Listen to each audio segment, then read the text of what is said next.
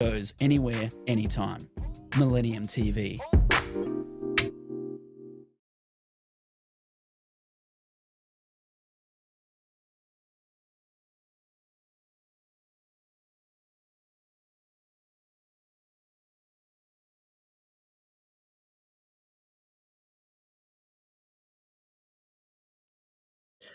Hello and welcome to Millennium News TV 24/7 Daily Global News Update in English.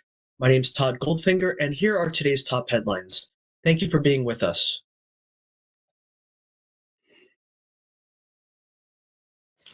News story number 1. Even after escalating its strike against Detroit automakers on Friday, the United Auto Workers Union still has plenty of leverage in its effort to force the companies to agree to significant increases in pay and benefits. Only about 12% of the union's membership is so far taking part in the walkout. The UAW could, if it chose to, vastly expand the number of workers who could strike assembly plants and parts facilities of General Motors, Ford, and Stellantis, the owner of the Jeep and Ram brands. Yet the UAW's emerging strategy also carries potentially significant risks for the union. By expanding its strike from 3 large auto assembly plants to all 38 parts distribution centers of GM and Ford, the UAW risks angering people who might be unable to have their vehicles repaired at service centers that lack parts. Next news. Early next month, the Vatican will open an unprecedented gathering of Catholic clergy and lay people from around the world. The Synod is intended to be a collegial, collaborative event, though the agenda includes divisive issues such as the role of women in the Church and the inclusion of LGBTQ Catholics.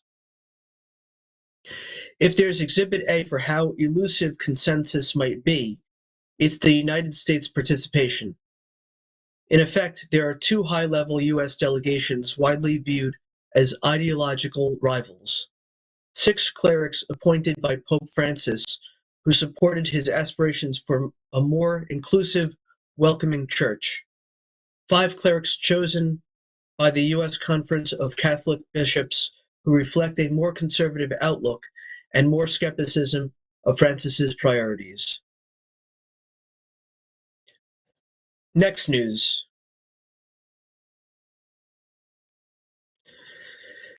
After being downgraded from a tropical storm, Ophelia on Sunday still posed the risk of coastal flooding and heavy rains from Washington, D.C. to New York City, with coastal flood warnings remaining in effect for parts of the mid-Atlantic region, the U.S. National Hurricane Center said. But as Ophelia weakens, a new tropical storm, Felipe, is brewing in the Atlantic. As of 5 a.m. Sunday, the Hurricane Center said Ophelia was located about 85 miles south of Washington, D.C., with maximum sustained winds of 25 miles per hour and higher gusts. The storm is expected to continue moving northeast before turning east on Sunday night, then continuing weakening over the next 2 days. Next news.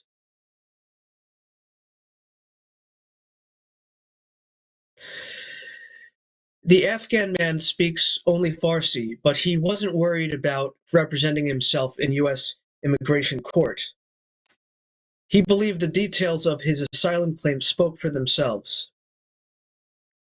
Muhammad was a university professor, teaching human rights courses in Afghanistan before he fled for the United States. Muhammad is also Hazara, an ethnic minority long persecuted in his country, and he said he was receiving death threats under the Taliban, who reimposed their harsh interpretation of Sunni Islam after taking power in 2021. He crossed the Texas border in April 2022, surrendered to Border Patrol agents, and was detained. A year later, a hearing was held via video conference. His words were translated by a court interpreter in another location, and he said he struggled to express himself, including fear for his life since he was injured in a 2016 suicide bombing. Next news.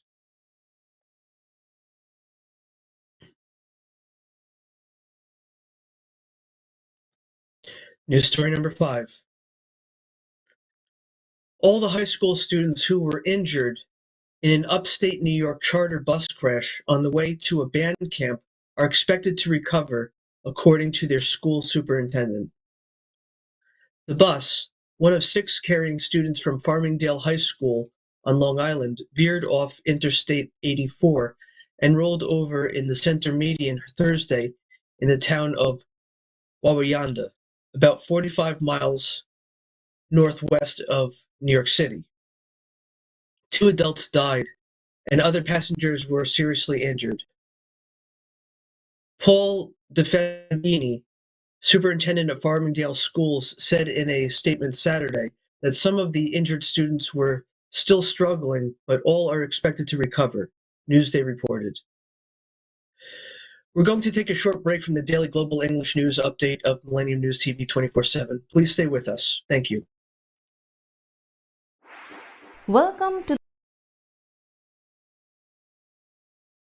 the world of Millennium News 24. We bring news, we analyze news, and we make a bridge between you and the eventful world. 24/7 Millennium News 24 team is at your service. Don't miss Todd Goldfinger show, Goldfinger Music Hour, Noon News with host Todd Goldfinger. Millennium News 24 is available to be watched free for all LED TVs such as Sony, Samsung, LG, Roku TV, Amazon TV, and Apple TV, and also in all European countries and Australia, available with the Sky Network, Worldwide Jadu TV, Radiant IPTV, Worldwide Jago BD Network, and Horizon Satellite globally. Millennium TV 24 News you need to know.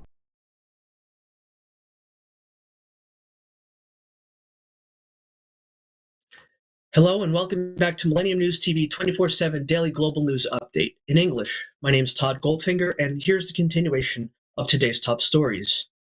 Thank you for being with us. The Biden administration is poised to admit Israel this week into an exclusive club that will allow its citizens to travel to the United States without a U.S. visa, despite Washington's ongoing concerns about the Israeli government's treatment of Palestinian Americans. U.S. officials say an announcement of Israel's entry into the visa waiver program is planned for late in the week, just before the end of the federal budget year on Saturday, which is the deadline for Israel's admission without having to requalify for eligibility next year. The Department of Homeland Security administers the program, which currently allows citizens of 40, mostly European and Asian countries, to travel to the U.S. for 3 months without visas. Next news.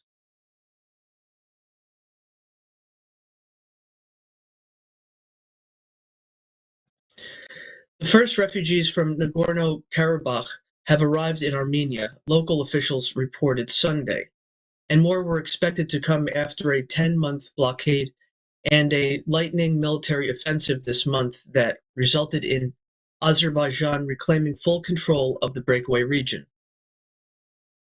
Thousands of people were evacuated from cities and villages affected by the latest fighting and taken to a Russian peacekeepers camp in Nagorno-Karabakh. The first group of about 30 people has arrived from Nagorno-Karabakh to Armenia's Syunik region. Karen Balyan, advisor to the Syunik governor, told Armenian media Sunday. Ethnic Armenian separatist authorities in Nagorno-Karabakh also announced that the Russian peacekeepers would accompany anyone who wanted to leave the region and go to Armenia. Next news.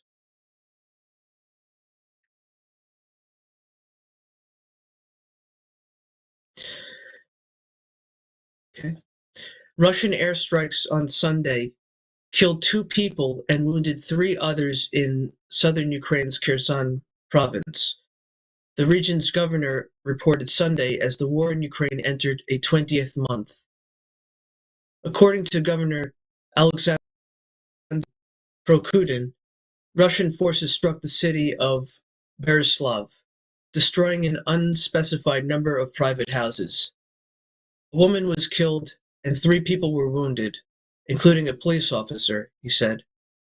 Another airstrike also killed a 67-year-old man in the village of Lvov.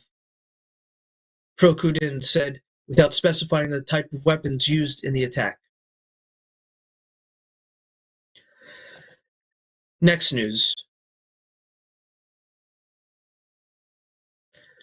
The Group of 20 summit hosted by India earlier this month couldn't have gone better for Prime Minister Narendra Modi. His pledge to make the African Union a permanent member became reality. And under his leadership, the fractured grouping signed off on a final statement. It was seen as a foreign policy triumph for Modi and set the tone for India as a great emerging power. Foreign Minister Subramaniam Jaishankar was expected to seize on India's geopolitical high in his speech at the United Nations on Tuesday.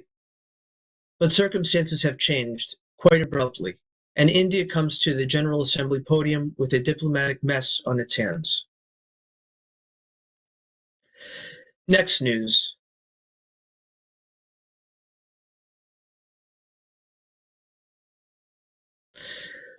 Kosovo's prime minister on Sunday said 1 police officer was killed and another wounded in an attack he blamed on support from neighboring Serbia, increasing tensions between the 2 former war foes at a delicate moment in their European Union facilitated dialogue to normalize ties. Prime Minister Albin Kurti said, in quotes, "Masked professionals armed with heavy weapons," end quotes, opened fire on a police patrol at about 3 a.m. in Banjska, a village located 55 kilometers north of the capital, Pristina. This has been the Daily Global English News Update of Millennium News TV 24/7. My name is Todd Goldfinger, and I thank you for watching. Please log in to get the latest news on all of our social networking sites. That's Facebook, Twitter, Instagram, TikTok. On TikTok, we are Millennium News 24. Also, our YouTube channel is News Channel M24. Viewers now on both network broadcasting, Android and iOS devices, Apple TV, Roku TV, Amazon Fire TV, also all smart TV platforms. Please enjoy our entertainment, our latest news, views, and editorials. Our Millennium TV apps, Millennium TV USA Android, Millennium News Google, www.millenniumtv24.com. Please stay with Millennium News 24/7. We thank you, and God bless you wherever you are. Peace.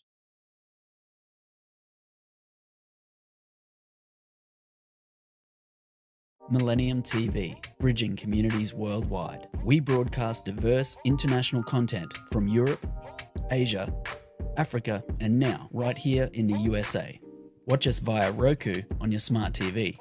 Download the Millennium TV app from the App Store to stream our shows anywhere, anytime. Millennium TV.